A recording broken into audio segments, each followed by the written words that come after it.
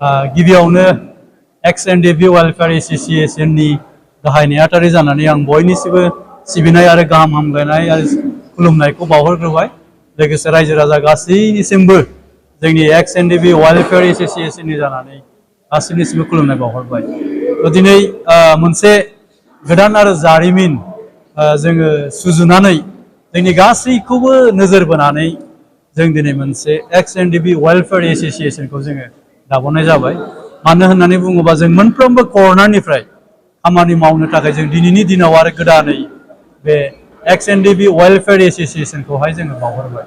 बेजों लोगोसे जोंनि बर' समाजनि बर' रायजो राजानिसिम गासैनिसिमबो जोङो अनसायनाय आरो बोर एबा अनसुंथाइखौ जोङो मोनगोन होननानै जोङो मिजिंथिबाय।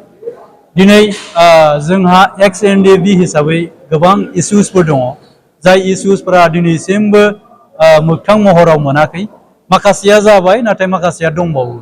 दा बेखौ जाफुंसार होनो थाखाय, बेखौ मोगथां महराव जोङो लाबोनो थाखाय दिनैनि दिनावहाय जोङो बे दिनै 15 तारिख अक्ट'बर, थामहिनबा दिनै 15 अक्ट'बरावहाय बे गोथार सानावहाय जोङो दिनै एक्स एनडीएफबी वेलफेयर एसोसिएशन खौहाय जों गासै बर' समाजनिसिम जों फोरमायथिनाय जाबाय।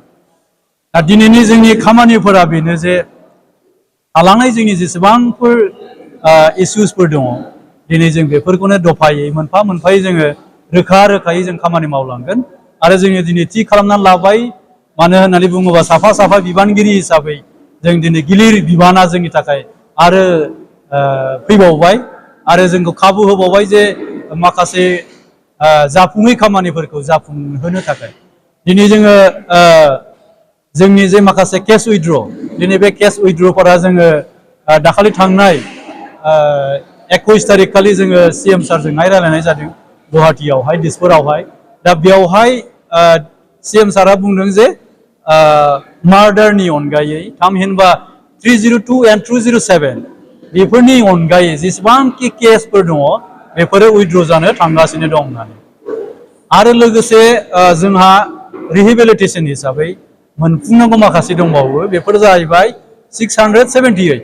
जोंहा दिनै प्रग्रेसिभ, रन्जन दैमारि, एस आरो डि, दा दिनै मोनफा मोनफा ग्रुप हिसाबै जोंहा प्रग्रेसिभ हिसाबै 255, एनडीएफबी आरडी हिसाबै 181 आरो एस हिसाबै 144 जोंहा बेबायदि दङ। आरो एक्स एनडीएफबी जोंहा अमिनफोर दङ, बिसोरहा 27।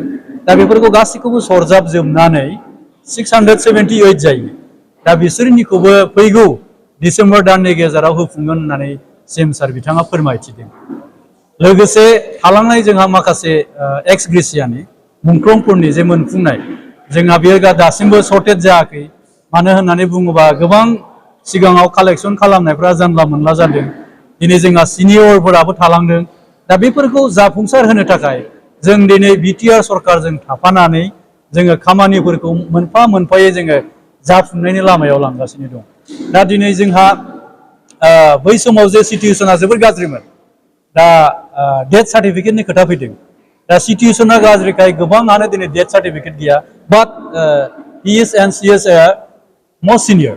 दा दिनै बिथांमोना सिनियर जानानै डेथ सार्टिफिकेट गैयाब्ला बिनि प्रायरिटिखौथ' जों होथारनांगोन। बिनिखायनो जोङो दिनै मा खालामदों, सरकारजों थानानै माखासे जाफुङै खामानिफोरखौ जाफुंनायाव जोङो सहज खालामदों।